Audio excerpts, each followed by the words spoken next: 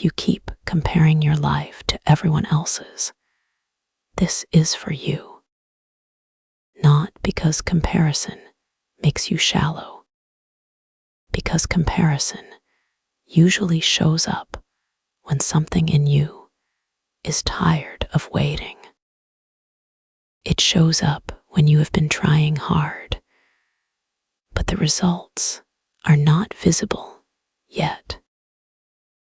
It shows up when you see someone else arrive at a milestone, and some quiet part of you wonders if you missed your moment.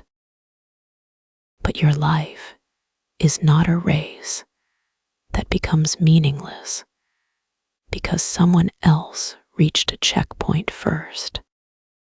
Your pace still counts. Your path still counts. The work you are doing in private still counts. The healing that has no announcement still counts. The discipline that nobody claps for still counts. The courage it takes to keep going while you feel uncertain still counts. Sometimes you are not behind. Sometimes you are building roots. Sometimes you are learning how to want something without abandoning yourself for it.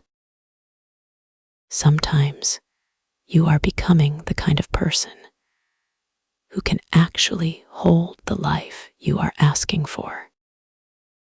And that part is slower than it looks from the outside. It is easy to compare your middle to someone else's visible result. It is easy to forget that you are seeing their highlight, their announcement, their clean sentence after the messy chapter has already happened. You are not seeing the doubt they had before it worked. You are not seeing the quiet years. You are not seeing the failed attempts, the awkward transitions, the mornings they wanted to quit. So when your mind says, everyone else is moving faster, try answering with something gentler. Maybe I am not late.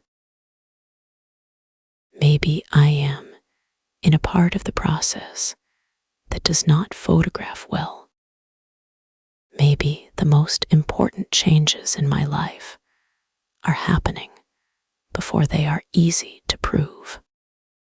You do not have to punish yourself into progress. You do not have to turn every other person's success into evidence against your own life. Someone else's good news is not a verdict on your timing. Someone else's relationship is not proof that you are unlovable. Someone else's career step is not proof that you wasted your chance. Someone else's body, money, home, confidence, or clarity is not a measurement of your worth. It can be information. It can be inspiration. It can even be a sign that what you want exists. But it does not have to become a weapon. You are allowed to want more without hating where you are. You are allowed to feel desire without turning it into shame. You are allowed to notice the gap and still treat yourself like someone worth caring for inside the gap. Because shame might create urgency, but it does not create steadiness. And what you are building probably needs steadiness more than panic. So today, come back to what is actually yours. Your next honest step, your next small repair, your next good choice, your next conversation, your next boundary, your next hour of focus, your next moment of rest before you burn out, trying to prove you are not behind. You do not need to solve your entire timeline today. You only need to stop using someone else's timeline as the place where you abandon yourself. Let people be where they are. Let yourself be where you are. And then move from there. Not from panic, not from humiliation, not from the fear that your life is expiring. Move from respect. Move from care. Move from the quiet belief that you are still allowed to become. You are not too late to begin again. You are not too late to choose differently. You are not too late to become more honest with yourself. You are not too late to build something real. And you do not need to become impressive before you are allowed to be kind to yourself.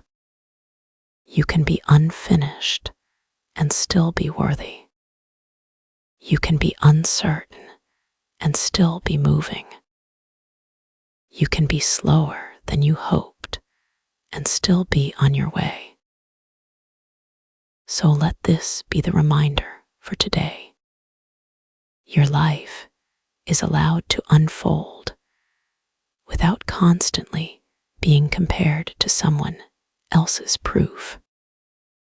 Your timing is not broken just because it is private right now. Keep going, but keep going with yourself, not against yourself.